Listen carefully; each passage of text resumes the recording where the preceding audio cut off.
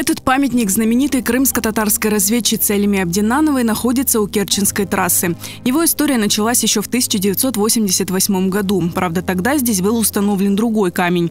Идея увековечить Абдинанову принадлежала представителям инициативной группы Белогорского района, среди которых известные активисты Решат Османов и Эльдар Шабанов. Мне поручили съездить в Симферополь и поискать материал, из которого будет сделан этот памятник. И остановились на гранитном камне красного цвета. Вот.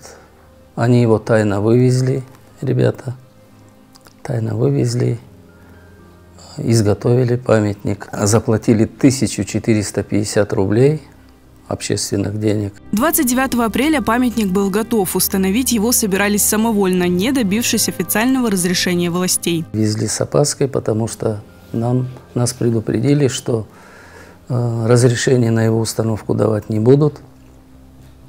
Как потом выяснилось, утром 29-го, пока мы везли памятник, двоих представителей инициативной группы вызвали в райисполком, да, и начали уговаривать, чтобы мы этого не делали. Власти грозили снести памятник, но крымских татар это не остановило. До вечера они уложились, и ночью при свете фар, в общем, до утра этот памятник его же в бетон ложили.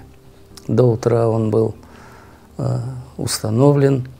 Утром все разошлись, оставили охрану. Властям ничего не оставалось, как легализовать установку памятника. Через несколько дней он был торжественно открыт.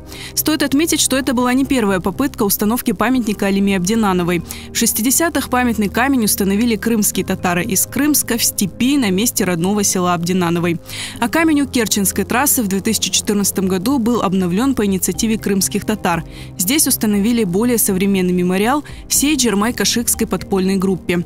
Старый же памятник теперь находится во дворе школы в селе Ойсул Ленинского района.